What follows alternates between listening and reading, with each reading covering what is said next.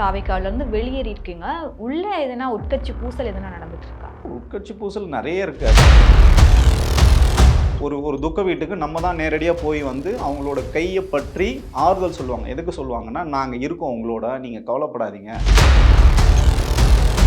டிஜிபிக்கு அனுமதி கொடுத்தோன்னு சொன்னது ஒரு சும்மா வந்து இது வரைக்கும் அந்த தகவல்கள் வந்து ஊடகங்கள் தான் வந்த கண்டி அவங்க இது வரைக்கும் வெளியிடவே இல்லை. பாதுகாப்பு கேட்கும்போது சொன்னார், ரொம்ப தெளிவாக சொன்னார், தொண்டர்கள்கிட்ட இருந்து என்னை காப்பாற்றுங்க, தொண்டர்கள் என் பின்னாடி வராமல் இருக்கிறதுக்கு தடியடி நடத்துங்கன்னு சொல்லுகின்ற ஒரே தலைவர் திரு விஜய் அவர்கள் தான்.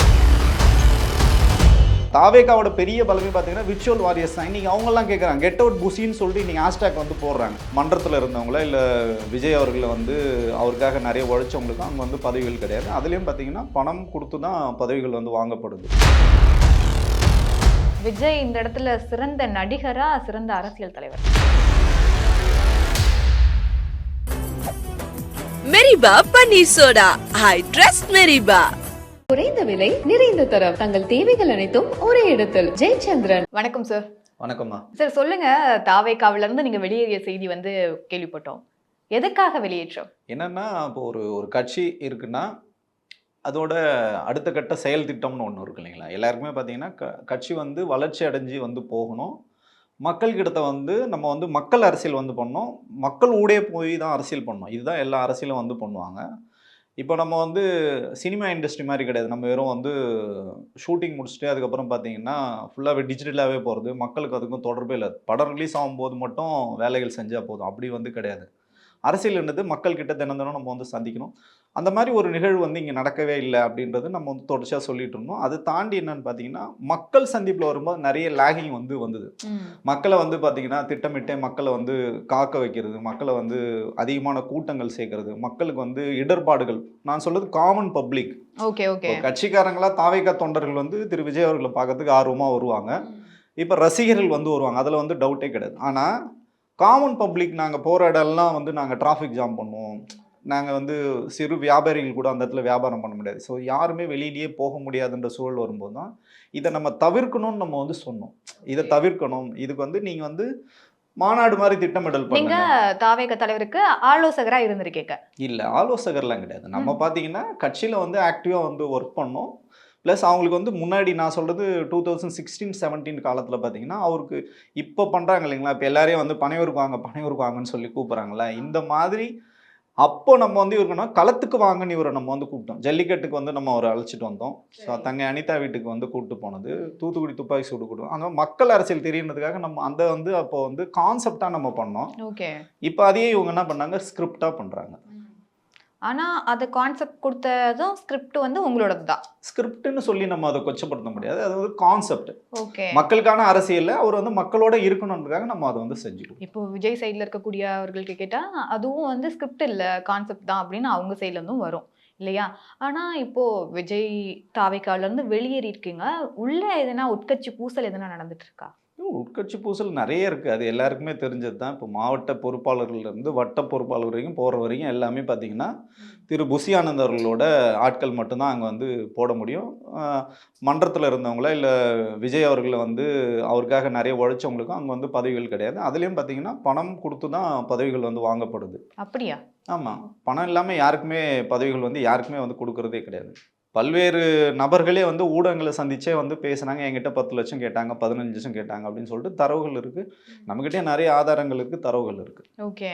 இப்போ வெளியில வந்தாச்சு, இதை பேசணும்னு அவசியம் இல்லையே, எதுக்காக பேசுறீங்க? என்ன ரீசன்? எதை பேசணும்னு அவசியம்? தாவே கலந்து வெளியேறிட்டேன், இங்க வந்து ஒரு ஸ்கிரிப்டடான ஒரு ஸ்டோரி தான் நடக்குது. ஸோ அந்த ரீசன் என்னதுக்காக நம்ம எண்ட் ஆஃப் த டே மக்கள் பாதிக்கப்படும் போது இது எதனால இந்த பிரச்சனை? இப்போ கூட பாருங்க, இந்த கரூர் துயர சம்பவம் வந்து இது ஸ்டாம்பேடு தான், விபத்து தான் நம்ம வந்து சொல்றோம். விஜய் அவர்களை நம்ம வந்து எங்கேயுமே வந்து குற்றம் சாட்டல. நீதிமன்றத்திலயும் அந்த இதுல தான் இருக்காங்க. எல்லாமே நம்ம வந்து நம்ம ஒரு அரசியல் விமர்சகரா நியாயம் என்னவோ அதுதான் நம்ம வந்து பேசுறோம். ஆனா தாவேக்கா தரப்புலேருந்து அது பேசப்படுகிறதா? இப்போ ஒரு ஊடகவியலராக நீங்கள் வந்து என்னை கேள்வி கேட்குறீங்க, நான் வந்து உங்களுக்கு பதில் சொல்கிறேன்.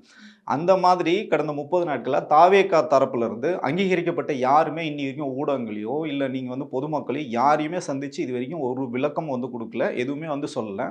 இப்போ பார்த்தீங்கன்னா பாதிக்கப்பட்டவங்களுக்கு மாற்ற இப்போ நம்ம பேசிட்டு இருக்க இல்ல இதே இல்ல அவங்க நேரத்தில் அந்த 30 நாள் ஏன் சந்திக்கலன்னு கேள்வி கேட்கும்போது அந்த 30 நாட்கள் வந்து நாங்க துக்கம் விசாரிக்கிறோம், நாங்க மீளா துயரத்துல இருக்கோம், சரி. அதனாலதான் நாங்க வந்து வெளில சரி, வந்து இப்போ பேசல. 30 நாள் ஆச்சு மீண்டுட்டாங்களா அவங்க? இப்போ பேசிட்டு இன்னைக்கு இருக்காரு. தானே இப்போ நம்ம பேசிட்டு சந்திச்சிருக்காங்க. இருக்க இதே நேரத்தில் வந்து பார்த்தீங்கன்னா இப்போ மகாபலிபுரத்தில் வர வச்சு சந்திச்சுட்டு இருக்காங்க. இப்போ பொதுவாகவே தமிழர்களோட இயல்பு ஒரு ஒரு துக்க வீட்டுக்கு நம்ம தான் நேரடியாக போய் வந்து அவங்களோட கையை பற்றி ஆறுதல் சொல்லுவாங்க. எதுக்கு சொல்லுவாங்கன்னா, நாங்கள் இருக்கோம் உங்களோட, நீங்கள் கவலைப்படாதீங்க. ஒரு இறந்தவரோட அவரோட என்னென்னலாம் அவர் செஞ்சார், அவர் என்னென்னலாம் சாதிச்சாரு, இப்படி போயிட்டாரு அப்படின்னு சொல்லிட்டு அவங்களுக்கு ஒரு ஆறுதல் தான் வந்து நம்ம வந்து கொடுக்கணும். இதுதான் வந்து மனிதம். அதுலேருந்து அவங்க வந்து மீண்டு வருவாங்க. ஆனால் அந்த களத்தை விட்டே நாங்கள் ஓடி போயிட்டோம், எல்லாருமே ஃபோன் சுவிட்ச் ஆஃப் பண்ணிட்டோம், வந்து எதுவுமே நாங்கள் வந்து பதில் பேச மாட்டோம். ஆனால் பார்த்தீங்கன்னா அந்த மக்களை திருப்பி நாங்கள் வந்து வந்து அனுமதி கேட்டோம் அப்படின்னு சொல்றது எல்லாமே போய் டிஜிபிக்கு அனுமதி கொடுத்தோன்னு சொன்னது ஒரு சும்மா வந்து இது வரைக்கும் அந்த தகவல்கள் வந்து ஊடகங்கள் தான் வந்த கண்டி அவங்க இது வரைக்கும் வெளியிடவே இல்லை. நாங்கள் இந்த லெட்டரை வந்து கொடுத்துருக்கோம், நாங்கள் வந்து அடுத்து ஃபாலோ பண்ணுறோம். டிஜிபி கொடுத்தாங்க, அதோட எந்த ஃபாலோப்பும் கிடையாது. திருப்பி எஸ்பி கிட்ட அதை ஃபாலோ பண்ணோம், அதுவும் ஃபாலோ பண்ணல. திருப்பி கேட்டிங்கன்னா கரூரில் வந்து மண்டபம் பார்த்தோன்னு சொன்னாங்க, அப்படி எதுவுமே நடக்கவே இல்லை. எல்லாமே தகவல் தான் கண்டி, நேரடியான தகவல் எதுவுமே கிடையாது. சரி, ஓகே, உங்களுக்கு கரூரில் கிடைக்கலன்னா திருப்பி நாமக்கல்லில் ஏற்பாடு பண்ணணும்னு சொல்லிட்டு அவங்க பொறுப்பாளர்களே வந்து சொல்கிறாங்க. ஆனால் நாமக்கல் பார்த்தீங்கன்னா கரூர்லேருந்து ரொம்ப தூரம். ஆனால் சென்னை மகாபலிபுரம் வந்து ரொம்ப கிட்டனால அவங்கள இப்போ மகாபலிபுரத்துக்கு வர வச்சு சந்திச்சுட்டு இருக்காங்க. இந்த மாதிரி ஒரு அரசியல் தான் நம்ம வந்து இது மக்களுக்கான அரசியல் இல்லைன்னு நம்ம வந்து சொல்கிறோம். இது எவ்வளவு தூரத்துக்கு போகும் இந்த அரசியல் நின்றுவாரா விஜய் அவர்கள்? ஏன்னா இது ஒரு ஸ்கிரிப்டடா கரூர்ல இருந்து மகாபலிபுரத்துக்கு கூட்டு வந்து ஒரு 50 குடும்பங்கள் 41 குடும்பங்கள்னும் போது இது சாத்தியமா? அவருக்கு என்ன சிந்தனையில இருக்காரு? இல்லை, இப்போ கூட பார்த்தீங்கன்னா பாதிக்கப்பட்ட 41 குடும்பங்கள் வந்து வரல. இன்னைக்கு 37 குடும்பங்கள் தான் வந்திருக்காங்க. அதில் 4 குடும்பங்கள் வந்து வரல.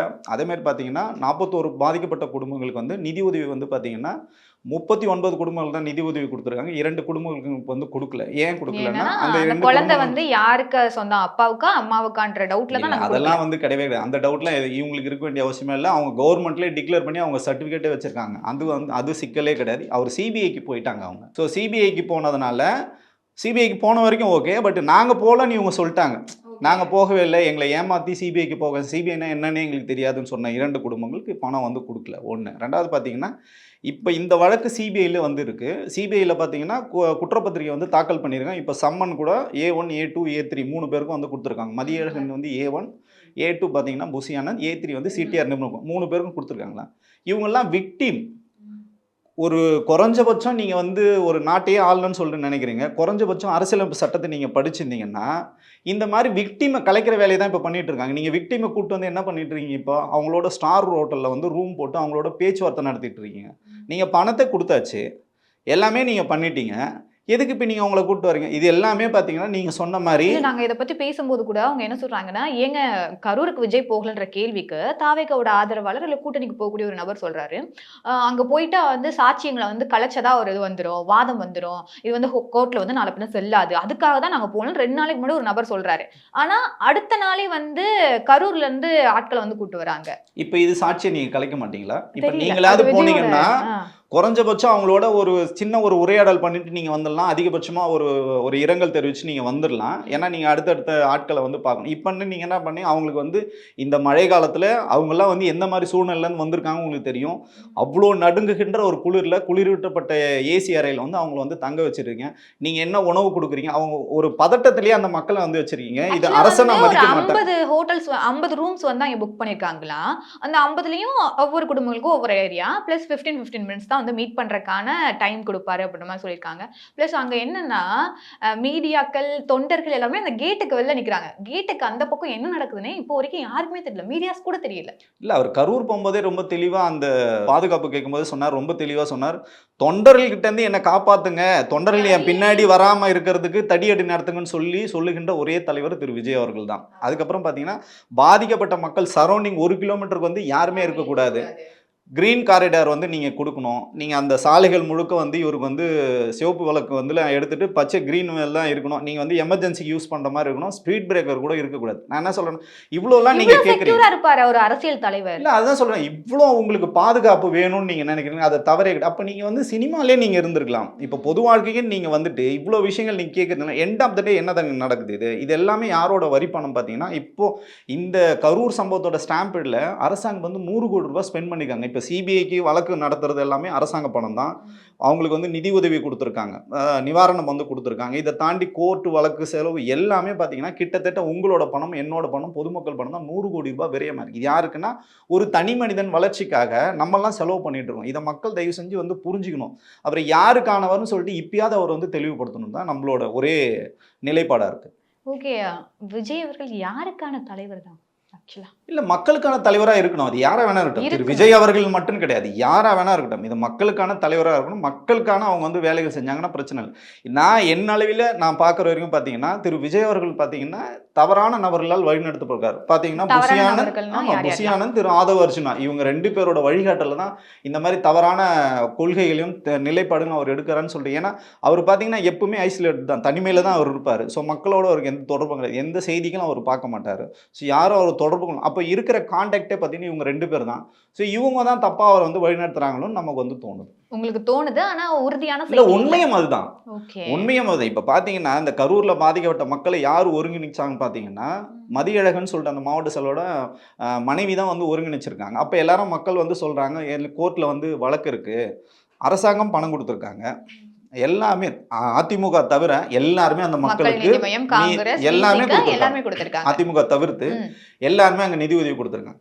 யாருக்காவது இந்த மக்கள் வந்து பார்த்தீங்கன்னா தமிழக அரசுக்கு நன்றின்னு சொன்னாங்களா? இல்ல. கமலஹாசன் அவருக்கு நேரில் போய் கண்ணீர் விட்டு அழுதுறாரு. அவரு ஒரு மிகப்பெரிய ஒரு நடிகர் தான். யாராவது நன்றி சொன்னாங்களா? எல்லா கட்சியுமே, ஈவன் பிஜேபியில் கூட எல்லாமே நான் வந்து நேஷ்னல் லெவலில் தலைவர்கள்லாம் வந்து பேசினாங்க, குழுக்கள்லாம் வந்தாங்க. யாராவது வந்து சொன்னாங்களா பிஜேபி எங்களுக்கு வந்து இவ்வளோ தூரம் எங்கள் கூட நிற்கிறாங்க நன்றின்னு சொன்னாங்களா? இது எதுவுமே நடக்கலை. ஆனால் பார்த்தீங்கன்னா தாவேக்கு நன்றி சொல்கிறாங்க. விஜய் அவர்கள் முதல்வராக வரணும், அவர் வந்து தலைவர் ஆகணும், அதுக்காக நாங்கள் உயிர் பலி கொடுத்தோன்னு அந்த மக்கள் சொல்கிறாங்கன்னா இது எல்லாமே அந்த மக்களை இவங்க பேச வைக்கிறாங்க. அப்பாவி மக்களை நீங்கள் எவ்வளோ தூரம் தான் நீங்கள் அரசியல், அவங்கள நம்ம வந்து தமிழக அரசியல் இவ்வளோ தூரம் அரசியல் படுத்தி வச்சிருந்தாலும் எவ்வளோ வந்து கீழ்த்தரமான ஒரு அரசியலை வந்து இவங்க பண்ணுறாங்கன்னு இதுலேயே உங்களுக்கு வந்து தெரியும். இதுக்கெல்லாம் பார்த்தீங்கன்னா இவங்க வந்து பதிலடி எங்கே சொல்லணும்னா நிச்சயமாக கோர்ட்டில் தான் இவங்க சொல்ல வேண்டியது. ஓகே, ஆனால் இப்போ அவங்க தரப்பில் இருக்கக்கூடிய வழக்கறிஞரே சொல்றாரு, இப்போ மீட் பண்ணிட்டோம் அதனால சாட்சியங்கள், இதை ஏன் இவங்க இதை யோசிக்கவே இல்லையா? விஜய்க்கு இந்த ஆலோசனைகள் யாருமே சொல்லலையா? யார் சொன்னாலும் அவர் வந்து எடுத்துக்கிற மனநிலையில் அவர் இல்லை. ஏன்னா அவர் பார்த்தீங்கன்னா அந்த துக்கத்துலேருந்து அவர் இன்னும் மீளவே இல்லை. அவர் வந்து மீளவே இல்லை, இன்னும் மீளவும் மாட்டார்னு வச்சுங்களேன். எலெக்ஷன் வரைக்கும் அப்படியே இந்த துக்கத்திலே தான் இருப்பார், வீட்டை விட்டு வெளில வர மாட்டார். ஸோ எல்லாமே பனையூர் தான், யாராக இருந்தாலும் போய் பார்க்கணும். ஆனால் ஓட்டு மட்டும் மக்கள் வந்து திரு விஜய் அவர்களுக்கு வந்து போட்டணும்.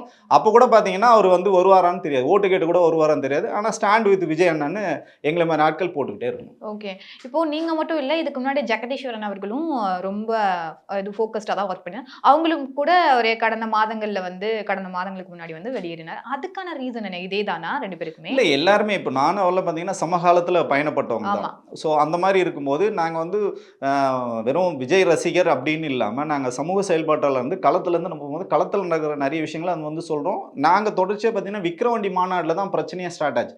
விக்கிரவாண்டி மாநாட்டில் இதே மாதிரி உயிரிழப்பு வரும்போது தான் நானும் இதே ரெட் நூலில் வந்து நான் பேசியிருப்பேன், 3 காணொலி நான் வந்து பேசியிருப்பேன். இதை வந்து இரங்கல் தெரிவிக்கணும், அந்த பாதிக்கப்பட்ட குடும்பங்களுக்கு அவங்க வந்து கூட நிற்கணும் அப்படின்னு சொன்னதுனால தான் நம்ம வந்து காழ்ப்புணர்ச்சியின் காரணமாக வந்து கட்சியை விட்டு நம்ம வந்து ஓரங்கட்டப்படும் போது தான் நம்ம இதுக்கான இடம் இல்லை, ஸோ நம்ம வந்து மக்களுக்கானவர்கள் மக்களுக்கான அரசியல் பேசணும்னு சொல்லிட்டு தான் நானும் வெளியேறினா திரு ஜெகதீஸ்வரனும் அந்த சம்பவத்துக்கு அப்புறம் தான் வெளியேறாரு. அதுக்கப்புறம் பார்த்தீங்கன்னா அங்கே ஒரு 6 பேர் இறந்துருக்காங்க. விக்கிரவாண்டி மாநாட்டில் 6 பேர் இறந்துருக்காங்க. இன்னைக்கு தேதி வரையும் அவங்களுக்கு ₹1 யாருக்கும் வந்து கட்சி சார்பாக நிதி உதவி பண்ணதே இல்லை. ஒரு சிறிய தொகை வந்து கொடுக்கப்பட்டது, 20,000 25,000 அந்த ரேஞ்சில் வந்து கொடுக்கப்பட்டது. திருப்பி பார்த்தீங்கன்னா மதுரையில் வந்து மாநாடு நடக்குது, அங்கேயும் வந்து 3 உயிரிழப்பு வந்து நடக்குது. 2 பேர் மாநாட்டுக்கு வந்தவங்க இறந்து போகிறாங்க, ஒருத்தர் பார்த்தீங்கன்னா அந்த ஃப்ளெக்ஸ் பேனர் வச்சு இறந்து போனார். இப்போ இந்த கரூர் சம்பவத்துக்கே பார்த்தீங்கன்னா ஒருத்தர் வந்து சூசைட் பண்ணி இறந்து போட்டார். இவங்க சொன்ன சதி கோட்பாடெலாம் நம்பி ஒரு முன்னாள் மந்திரி மேலே வந்து குற்றம் சாட்டு வச்சு ஒரு பக்கம் கடிதம் எழுதிட்டு அவர் வந்து தற்கொலை பண்ணி அதுவும் இன்னைக்கு வரைக்கும் ஸ்கிரிப்டடா? இல்ல அவர் வந்து இவர் மேல இருக்க அன்பினால வந்து இறந்து போறார். அந்த குடும்பத்துக்கு இன்னி வரைக்கும் நிதி உதவி கொடுக்கல. நான் என்ன கேட்கறேன்னா, இப்ப இவங்கெல்லாம் உங்க தொண்டர்கள் இறந்து போறாங்க, அதை நீங்க பார்க்க மாட்டீங்க. அவங்களுக்கு நீ எந்த விதமான நிதி உதவியும் செய்ய மாட்டீங்க. உங்க ரசிகர் வந்து இறந்து போறாரு, உங்க கட்சியில வந்து அவர் வந்து கிளை கழகத்துல வந்து இருக்காரு, அவருக்கும் நீங்க எந்த நிதி உதவியும் பண்ணல. ஆனா கரூரை மட்டும் நீங்க கையில எடுத்துக்க வேண்டிய அவசியம் என்னன்னு கேட்குறோம். ஸோ எல்லாரும் மக்கள் தானே, அந்த மக்களை நீங்க போய் சந்திங்களா? ஏன் இப்ப ஏன் அவங்கள வர வச்சிருக்கலாம்ல? நான் என்ன கேட்குறேன்னா, திரு விஜய் அவர்களுக்கு உண்மையிலே வந்து அந்த மக்களோட நான் நிற்கிறேன், அவங்களோட நான் வந்து கூட நிற்கணும், அவங்களுக்கு உதவி பண்ணணும்னா, இப்போ இதுக்கு முன்னாடிலாம் இறந்து போயிருக்காங்க, இவங்களுக்குலாம் யார் வந்து கொடுக்குறது? ஒரு ஆறுதல், அவங்களுக்குலாம் ஆறுதலே தேவைப்படாதா? இல்லை அவர்கள் வந்து மனிதர்கள், விஜய் ரசிகராக இருந்தால் அவர் மனிதராக இருக்க மாட்டாரா? அவர் வந்து கணக்கில் எடுத்துக்க மாட்டார், பொதுமக்கள் மட்டும் தான் நீங்கள் கணக்கில் எடுத்துப்பீங்களா? இது அப்பட்டமான அரசியல்னு இதனால தான் நாங்கள் சொல்கிறோம். இப்போ விஜய் அவர்கள் இதெல்லாம் பண்ணிட்டே இருக்காரு. அடுத்து என்ன பண்ணுவாரு? இப்போ கரூர் மக்களை சந்திச்சிட்டாரு. நெக்ஸ்ட் என்ன மூவ்மெண்ட்ஸ் அவர்கிட்ட இருக்கும்? என்ன ஸ்கிரிப்ட் கொடுத்துருக்காங்க அவருக்கு? இல்லை, ஸ்கிரிப்டுன்னு சொல்லி நம்ம வந்து இதை கடந்து போக முடியாது. ஏன்னா தமிழக அரசியலுக்கு வந்தீங்கன்னா மிகப்பெரிய ஒரு இது வந்து போராட்ட காலத்திலே வந்த ஒரு அரசியல்னால இப்பவும் அவருக்கு வந்து வாய்ப்புகள் இருக்குது. இந்த அரசியலை கைவிட்டுட்டு இந்த மாதிரி என்ன சொல்கிறதுனா ஒரு கல்ட்டுன்னு சொல்கிறாங்களே, அந்த அரசியலை விட்டு மக்கள் அரசியலுக்கு அவர் வரணும். இப்பவும் அவருக்கு வந்து நேரம் இருக்குது, ஒன்றும் பிரச்சனை கிடையாது. இப்போ இந்த பிரச்சனையோட கூட இதுக்கு ஒரு எண்டு கார்டு போட்டு மக்கள் அரசியல் பண்ணி மக்களுக்கான அரசியலாக அவர் வந்து வந்தார்னா, மக்களிடத்தை வந்து பேசினார்னா அவருக்கான வாய்ப்புகள் என்னவோ இருக்குது. அதை யாருமே தடுக்க முடியாது. திரு விஜய் அவர்களோட அரசியலை தடுக்கிறதுக்கு யாருமே இங்கே வரல. ஊடகங்கள் இவ்வளோ தூரம் அவருக்கு சப்போர்ட் பண்ணுறாங்க. இப்போ நாங்களும் தொடர்ச்சி அவருக்கு இவ்வளோ தூரம் சப்போர்ட் பண்ணி இப்போ கூட பார்த்தீங்கன்னா அவரை எதிர்க்கணும், அவருக்கு எதிராக பேசணும் எங்களோட நிலைப்பாடு. நீங்கள் செய்கின்ற செயல்கள் மக்களை பாதிக்குது, இதில் உண்மைத்தன்மை இல்லை, அதனால் நீங்கள் மாற்றிங்கன்னு தான் நம்ம சொல்கிறோம். பண்ணி இதை மாற்றினா அவருக்கான அரசியல் நிச்சயமாக இங்கே இருக்குது. ஓகே, அவருக்கு அரசியல் இருக்கு, அந்த வெற்றி வாய்ப்புன்றது இருக்கா? அதிமுக திமுகக்கு மாற்று கட்சியா தீர்வு கட்சியா தான் தாவேகா வருதுன்னா அவங்க சைடில் இருக்கக்கூடிய நபர்களே சொல்றாங்க.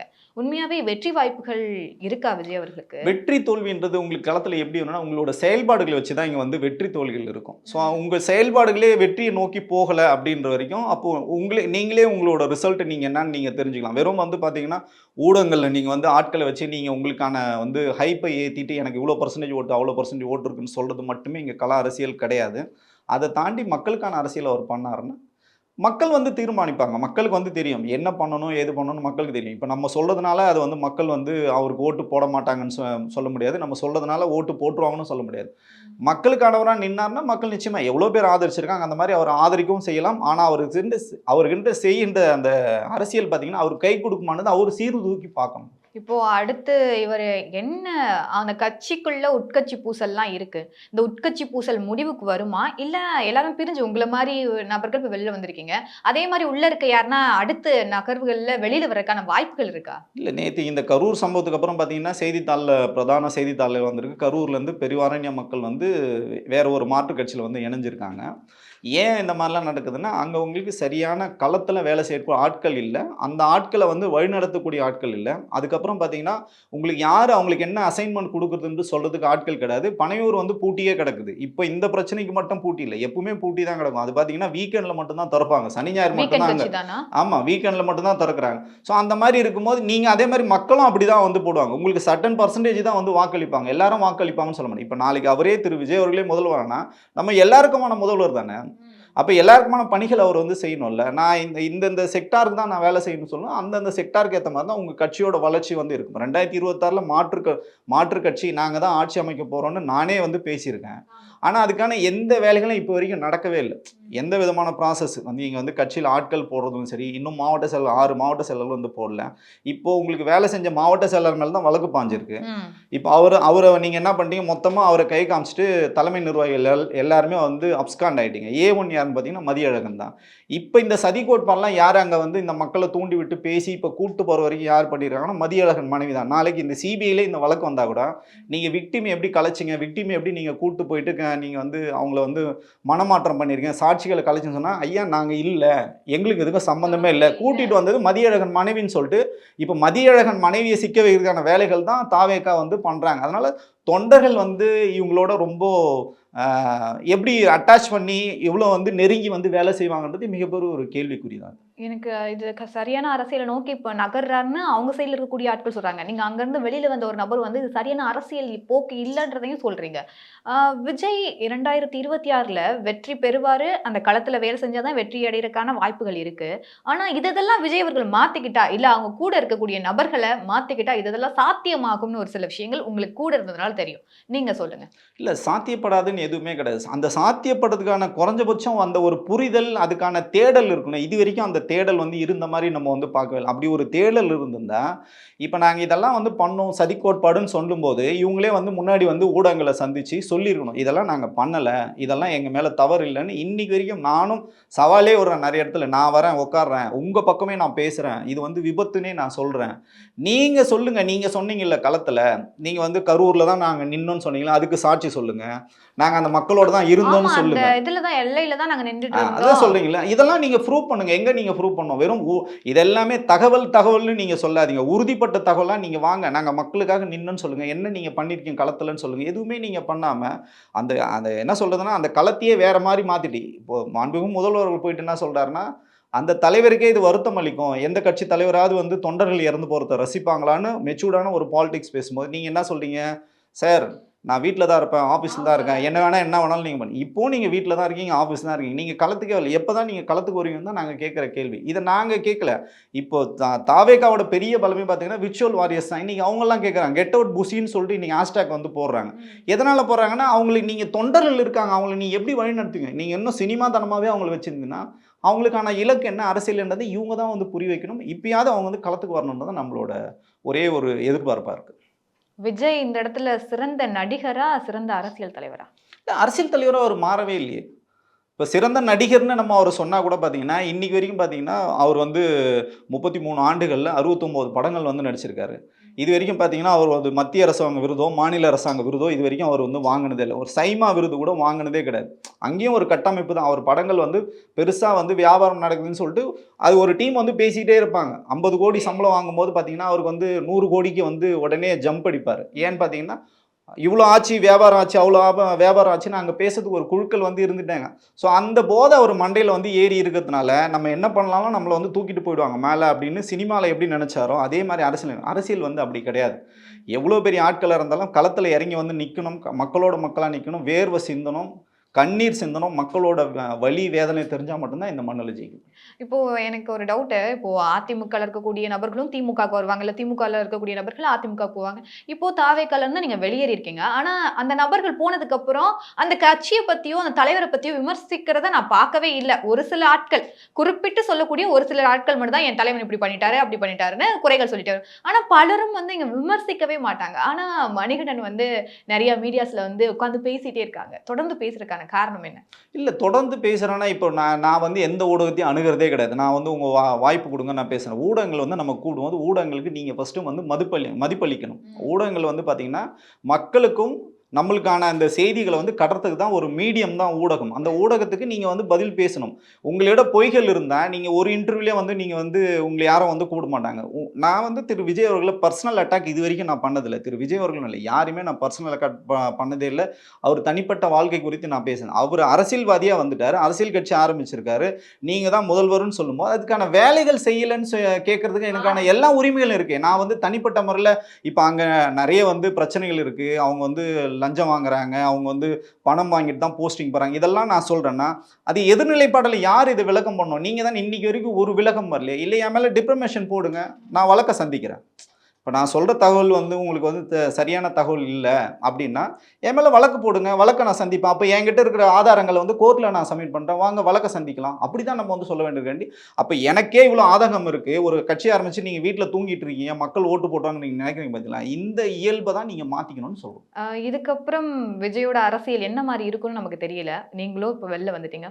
உள்ள இருக்க நபர்கள் என்ன மாதிரி விஜய் வந்து கைட் பண்ணுவாங்க?